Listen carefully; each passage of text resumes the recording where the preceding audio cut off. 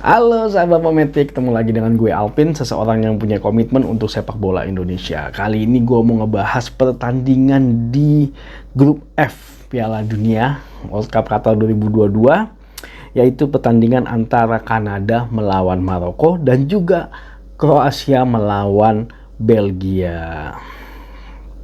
Nah, kalau kita melihat klasemen sementara sampai dengan saat ini, Kroasia saat ini menduduki peringkat pertama dengan 4 poin dari 1 kali kemenangan dan 1 kali seri. Di peringkat keduanya ada Maroko dengan 4 poin juga, 1 kali kemenangan dan juga 1 kali seri. Sedangkan Belgia saat ini menduduki peringkat 3 klasemen sementara dari 1 kali kemenangan dan juga 1 kali kekalahan. Nah, sedangkan Kanada saat ini peringkat 4 dan sangat disayangkan poinnya hanya 0. Jadi sudah dipastikan bahwa Kanada tidak akan lolos ke babak selanjutnya. Nah, memang antara Kroasia, Maroko, dan Belgia, mereka semua masih berpeluang untuk lolos ke babak selanjutnya ya. Nah, kalau kita melihat pertandingan sebelumnya, kalau secara statistik, Kroasia melawan Kanada kalah dari Kroasia dengan skor 4-1. Nah, kalau secara statistik, Kroasia sebenarnya nggak beda jauh secara penguasaan bola dengan Kanada. Kanada di angka 52%, Kroasia di angka 48%. Tapi kesempatan menciptakan golnya Kroasia lebih besar, yaitu sebanyak 13 kali, dan Kanada hanya sebanyak 9 kali, dan tembakan ke arah gawangnya sebanyak 10 kali. Luar biasa ya, Kak. Kroasia ya, mainnya memang kemarin luar biasa sih kalau menurut gua. Dari total operan memang lebih banyak Kanada, yaitu sebanyak 511 kali operan, dan Kroasianya di angka 462 kali operan, dan operan yang berhasilnya adalah di angka 434 Kanada, Kroasia di angka 391. Secara serangan Kroasia nggak beda jauh sebenarnya dengan Kanada. Kroasia di angka 100 kali serangan, Kanada di angka 107 serangan. Nah, sedangkan serangan berbahayanya beda jauh. Kroasia di angka 60 kali serangan berbahaya, sedangkan Kanada di angka 38 kali serangan berbahaya.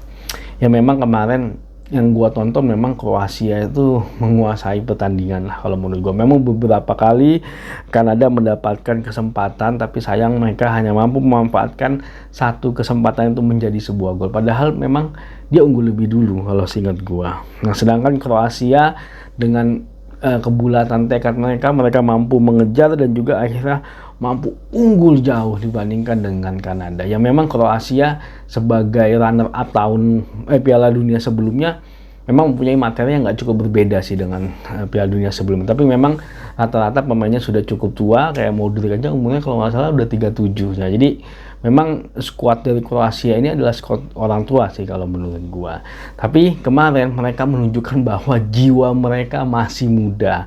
Mereka tidak gentar dengan ketinggalan lebih dulu. Akhirnya mereka membuktikan, memang pengalaman membuktikan segalanya sih kalau menurut gua. Dan akhirnya mereka berhasil menang 4-1 dari Kanada. Nah, kalau kita melihat pertandingannya sebelum dari Belgia melawan Maroko, sangat mengejutkan sekali. Secara statistik kita lihat kalau Maroko ternyata unggul 2-0 dari Belgia. Tapi memang Belgia ternyata dari pertandingan pertama sih kalau gue ngeliatnya kurang gimana gitu. Dan ternyata di pertandingan kedua pun tambah parah kalau menurut gue ya. Gue pikir di pertandingan kedua karena mereka masih beradaptasi di pertandingan pertama, di pertandingan kedua akan lebih baik permainannya, ternyata nggak begitu baik juga. Kita lihat statistiknya dulu. Secara penguasaan bola sebenarnya Belgia unggul, yaitu sebanyak 67%. Dan Maroko hanya di angka 33%. Tapi dalam hal kesempatan menciptakan golnya ternyata Maroko lebih unggul, yaitu sebanyak 11 kali, Belgia hanya sebanyak 10 kali. Secara total operan banyak banget dilakukan oleh Belgia, itu sebanyak 671 kali operan dan 598 kali operan yang berhasil. Total serangan juga Belgia lebih banyak, itu sebanyak 128 kali serangan, Maroko hanya di angka 88, sedangkan serangan berbahayanya sebanyak 46 kali.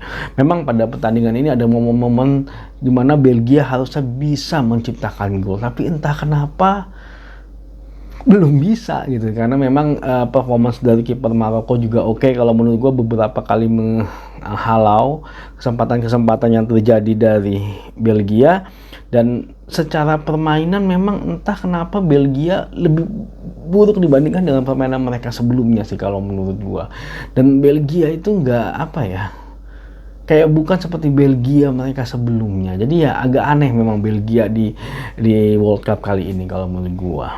Nah, balik lagi ke pertandingan terakhir yang ada di fase grup ini, yaitu antara Kanada melawan Maroko. Ya, peluang Maroko sepertinya lebih besar karena memang Kanada saat ini sudah dipastikan tidak lolos ke babak selanjutnya.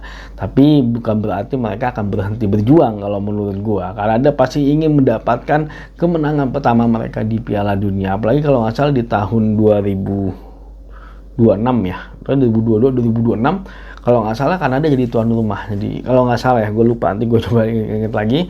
Nah, ini mereka ingin membuktikan kepada dunia sebenarnya kalau mereka bisa meraih kemenangan di pertandingan pertama mereka di Piala Dunia. Nah, Maroko memang permainan kemarin dia diserang sih sama Belgia, tapi mereka mampu bertahan dengan cukup disiplin kalau menurut gua, dan sepertinya itu menjadi modal yang kuat untuk melawan Maroko. Nah, cuman nggak tahu nih apakah dia mampu mencetak gol atau enggak ketika mereka melawan Kanada, karena bisa jadi juga Kanada tidak keluar menyerang, tapi ya nggak tahu juga, nanti kita lihat. Karena bisa jadi Kanada juga kalau menyerang karena mereka sudah tidak ada beban lagi, mereka hanya ingin membuktikan bahwa mereka layak dipersandingkan dengan tim-tim dunia yang lain. Tapi kalau menurut gue di pertandingan ini kemungkinan akan berakhir imbang kalau menurut gue. Nah, di pertandingan satunya lagi adalah pertandingan antara Kroasia melawan Belgia. Dua negara besar ini mempunyai nama yang cukup kuat. Belgia dengan peringkat, mungkin kalau nggak salah gue lupa peringkat 4 atau peringkat 3, dia peringkat 3 dunia kalau nggak salah, mempunyai kekuatan yang cukup solid dan cukup banyak yang kalau gue bilang secara kedalaman materi. Sedangkan Kroasia juga yang kemarin menjadi runner up di Piala Dunia sebelumnya juga mempunyai materi yang cukup padat kalau menurut gue. Memang menarik pertemuan antara dua negara ini, tapi kalau secara permainan kalau gue lihat Kroasia lebih unggul dibandingkan dengan Belgia, karena Belgia secara permainan entah kenapa Belgia belum menemukan jati dirinya mereka. Entah kenapa Eden Hazard masih belum ya, karena memang jarang main ya di klubnya kalau nggak salah, dan De Bruyne yang cukup bermain apik di klubnya mereka, tapi entah kenapa di tim nasional kali ini kurang begitu apik kalau menurut gua. Ya agak berat sepertinya untuk melawan Kroasia. Jadi kalau menurut gua kemungkinan pertandingan ini akan dimenangkan oleh Kroasia. Jadi bisa jadi yang lolos ke babak selanjutnya adalah Kroasia dan juga Maroko. Tapi nanti kita lihat seperti apa situasinya dan seperti apa kejadiannya. Oke, terima kasih sudah nonton video ini. Saksikan terus berita mengenai Piala Dunia di channel ini. Maju sepak bola Indonesia, dan mudah-mudahan Indonesia bisa lolos ke Piala Dunia suatu saat nanti. Indonesia juara.